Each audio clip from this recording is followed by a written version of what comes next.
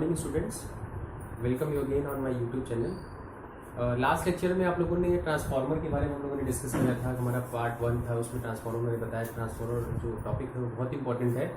इसमें अगर आप बोर्ड के पॉइंट ऑफ व्यू से देखते हैं तो वो भी इंपॉर्टेंट है। कंपटीशन के पॉइंट ऑफ व्यू से देखेंगे, जैसे यूपीपीसीएल वैकेंसीज आती हैं, ITI लेवल की आती है, डिप्लोमा लेवल की आती है, बीटेक लेवल की आती है।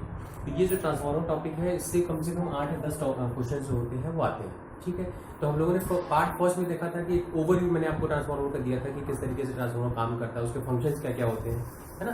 तो आज हमारा सेकंड टॉपिक है, सेकंड लेक्चर है। इसमें हम सेकंड पार्ट की अगर हम लोग बात करते हैं तो इसमें थोड़ा सा हम लोग और डीप में बात करते हैं कि ट्रांसफार्मर को अगर आप लोड लगाते हैं तो क्या होगा, ट्रांसफार्मर लोड नहीं लगाते हैं तो क्या होगा, है ना। और उसके फिर हम एफिशिएंसी निकालते हैं। भाई ट्रांसफार्मर को मान लो फुल लोड पे चल रहा है, हाफ लोड पे चल रहा है, तो उस तरीके से उसकी जो एफिशिएंसी होगी वो कितनी निकल के आती है। तो फर्स्ट आज हम लोग जो डिस्कस करेंगे, मेनली हमारे पास 3 टॉपिक्स हैं जिसको हम लोग कवर करते हैं। फर्स्ट टॉपिक है transformer on no load, transformer on load. अगर हम ट्रांसफार्मर ऑन लोड की बात करते हैं, इसका मतलब ट्रांसफार्मर में आपका लोड लगा हुआ है। अगर ट्रांसफार्मर लोड लगा हुआ है तो उसमें 3 कंडीशंस निकल के आती है। फर्स्ट कंडीशन क्या है, हो सकता है ट्रांसफार्मर हमारा फुल लोड पे काम कर रहा हो। सेकंड कंडीशन क्या है कि हो सकता है कि हमारा ट्रांसफार्मर हाफ लोड पे काम कर रहा हो। And third one is when the load of the transformer is 1/3, अगर जो लोड है वो 1/3 हो जाए। और लास्ट है कि अगर on the basis of this load we have to calculate the efficiency of the transformer. Okay, last time भी हमने बताया था कि अगर एफिशिएंसी की बात करें तो एफिशिएंसी बेसिकली क्या होती है, आउटपुट अपॉन इनपुट इनटू 100। उसको बेसिकली हम क्या करते हैं, उसको परसेंटेज में निकालते हैं, आउटपुट और इनपुट, कितना आपने आउटपुट दिया कितना इनपुट निकला, उसको हम अगर रेशियो निकालते हैं तो that will be efficiency of the transformer. Okay, first case transformer on no load, transformer पे कोई लोड नहीं लगा है। तो अगर उस केस को हम लोग देखें कि ट्रांसफार्मर का कोर हो गया, प्राइमरी वाइंडिंग हो गई जिसमें आपने उसको इलेक्ट्रिकल सप्लाई दे दिया। अब सेकेंडरी वाइंडिंग में कोई भी लोड यहाँ पे हम लगाते हैं तो यहाँ पे लोड नहीं लगा हुआ है। इसका मतलब क्या होगा कि यहाँ पे जो I2 की वैल्यू होगी वो क्या हो जाएगी, 0। I2 की वैल्यू 0 हो जाएगी। यहाँ पे जो हम टर्मिनल वोल्टेज लेते हैं वो आपका क्या होगा, V2। तो इस तरीके से अगर हम देखें ट्रांसफार्मर पे कोई भी लोड नहीं लगा है तो बेसिकली I2 की वैल्यू 0 हो गई। इसका मतलब करंट की वैल्यू 0 हो गई। अब अगर हम लॉसेस की बात करते हैं तो लॉसेस हमारे पास 2 होते हैं, एक तो PCU कॉपर लॉसेस कहलाता है और दूसरा हमारे पास होता था PI। अगर हम इन दोनों की बात करते हैं तो PCU क्या होता था, कॉपर लॉसेस। कॉपर लॉसेस जो होता था उसको हम बोलते थे ओमिक लॉसेस, I²R। जो ये वाला लॉस होता है ये टोटली डिपेंड करता है ट्रांसफार्मर के रेजिस्टेंस पे और ट्रांसफार्मर की करंट पे। अगर मान लो हम R की बात करते हैं तो रेजिस्टेंस हमारा क्या हो गया कि अगर हम इसको देखें तो R को हम क्या लिख सकते हैं भाई, R1 + R2। जो ट्रांसफार्मर का जो होगा प्राइमरी का रेजिस्टेंस हो गया, जो सेकेंडरी का रेजिस्टेंस हो गया। करंट की अगर हम लोग बात करें तो I1 तो है हमारे पास, लेकिन I2 की वैल्यू 0 हो गई। इसका मतलब इस केस में ये जो कॉपर लॉस होगा that will be very less, इसकी वैल्यू जो होगी वो बहुत कम हो जाएगी। इसलिए हम क्या करते हैं, इस लॉस को जब ट्रांसफार्मर में कोई भी लोड नहीं होता है तो उसको हम क्या करते हैं, नेग्लेक्ट मान के चलते हैं। अब अगर ये नेग्लेक्ट करते हैं तो दूसरा हमारा PI है जिसको बोलते हैं iron losses. This will be, ये क्या होगा, आयरन लॉसेस। आयरन लॉसेस क्या होता था, मैंने बताया था जो मैग्नेटिक कोर होता है उसमें आपका आयरन लॉस होता था। बेसिकली 2 तरीके का होता था, eddy current losses, hysteresis losses. Eddy current का मतलब इसमें जो लीकेज करंट फ्लो करती है उससे जो हीट अप जनरेट होता है उसको हम एडी करंट बोलते हैं। हिस्टैरिसीस लॉसेस क्या हो जाते हैं, when magnetic material is magnetised and demagnetised, उससे जो लॉसेस निकल के आते हैं उसको हम बोलते हैं हिस्टैरिसीस लॉसेस। तो बेसिकली ये जो आयरन लॉस है, आयरन लॉस जो होगा वो निकल के आता है। आयरन लॉस किस पे डिपेंड करता है, ये जो इसके अंदर ट्रांसफार्मर की कोर, इसको हम बोलते हैं भाई, अगर ट्रांसफार्मर नो लोड पे है तो क्या होगा, I0, ये निकल के आएगा। इसमें नो लोड करंट कितनी है, अगर हम नो लोड करंट की बात करते हैं तो नो लोड करंट का मतलब क्या होगा, इसमें जो करंट जा रही है मींस I1 इक्वल टू क्या हो जाएगा आपका, I0। अगर हम V1 की बात करते हैं तो V1 क्या हो जाएगा, V0।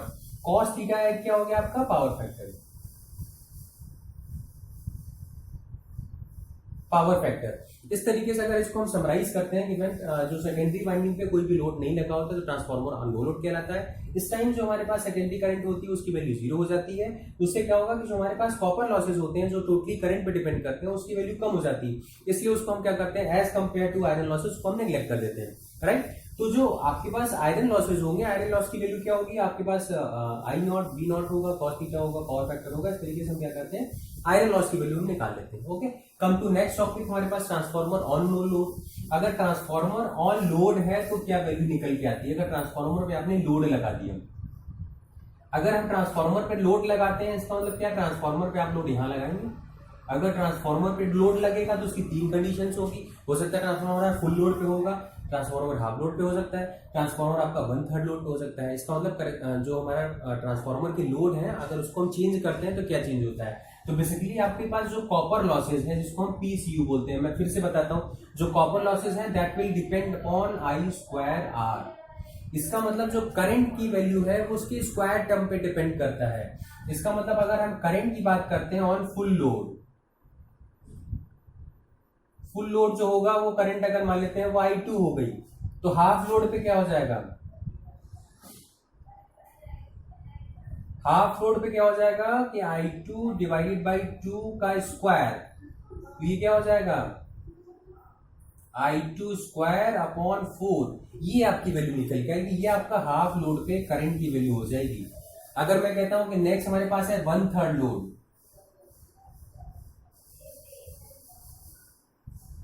1/3 लोड की अगर हम लोग बात करते हैं, इसका मतलब क्या हो गया, जो करंट I2 होगी that will be 1/3 to the square. इसका मतलब क्या हो गया कि I2² टू द 9, ये वैल्यू निकल के आएगी आपकी 1/3 लोड पे करंट की वैल्यू इतनी हो जाएगी। तो बेसिकली अगर हम लोड को वेरी करते हैं, लोड आपने यहाँ पे लगाया सेकेंडरी वाइंडिंग में, लोड आपने फुल लगा दिया तो करंट की वैल्यू क्या होगी, I2 आपको कंसीडर करना है। अगर हमने लोड हाफ कर दिया तो करंट की वैल्यू क्या हो जाएगी, I2² डिवाइड बाई 4, क्योंकि करंट की स्क्वायर पे डिपेंड करता है। और अगर लोड की वैल्यू आपने इतना कर दिया तो 1/9 हो जाता है। ये चीज आपको ध्यान रखनी है। इसी के करस्पॉन्डिंग हम क्या करते हैं, एफिशिएंसी निकालते हैं।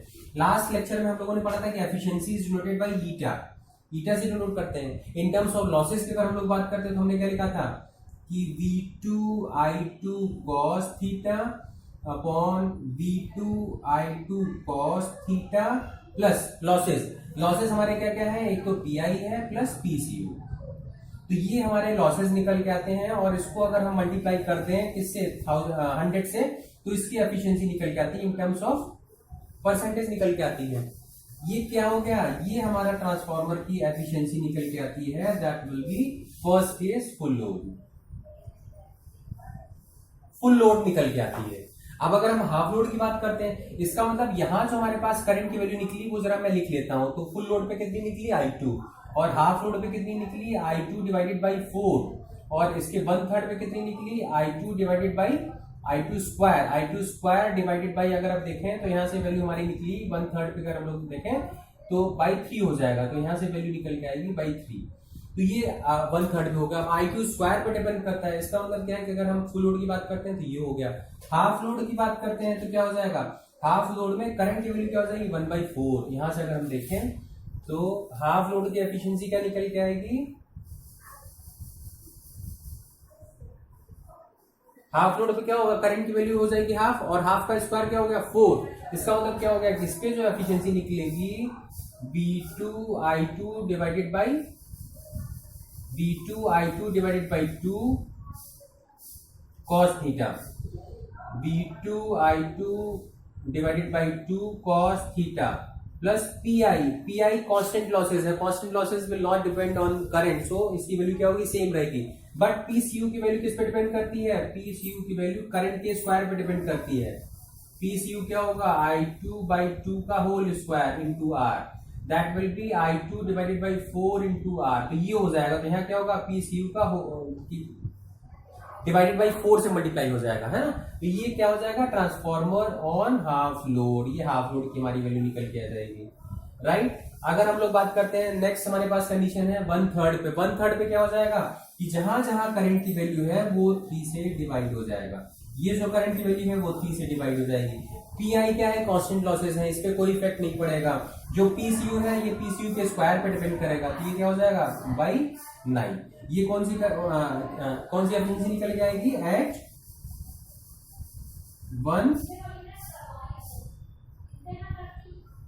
1/3 लोड। इस तरीके से हमें ध्यान रखना है कि अगर लोड में चेंजेस होते हैं तो उसके करस्पॉन्डिंग क्या होगा, करंट की वैल्यू चेंज हो जाती है। करंट की वैल्यू चेंज होती है तो उसके करस्पॉन्डिंग क्या होता है कि जो हमारे पास एफिशिएंसी होती है वो चेंज हो जाती है। हमें ये ध्यान रखना है कि कभी भी अगर लोड में चेंजेस होते हैं तो PI पे कोई भी चेंज नहीं आता है, क्योंकि इसको हम बोलते हैं कांस्टेंट लॉसेस। जो कहीं भी अगर लोड के वैल्यू में चेंज आता है कि हाफ हो गया, फुल हो गया, 1/3 हो गया, 1/4 हो गया, तो उसके करस्पॉन्डिंग करंट की वैल्यू चेंज होती है। इसका मतलब कॉपर लॉसेस चेंज हो जाएंगे। कॉपर लॉसेस कैसे चेंज होते हैं, करंट की वैल्यू के जो भी होगा, अगर हाफ है तो हाफ के स्क्वायर में चेंज होता है। ये चीज़ आपको ध्यान रखना है, इस तरीके से हम लोग एफिशिएंसी निकाल लेते हैं, राइट। तो this is second video of this transformer topic. आप उम्मीद है कि आपको अच्छा लगेगा, क्योंकि ये बहुत सारा ये इंपॉर्टेंट टॉपिक इंपॉर्टेंट है, कंपटीशन लेवल पे बहुत सारे क्वेश्चंस आते हैं। Try to solve on basis of these fundas. Okay, I hope you will like this lecture. Thank you. Have a nice day.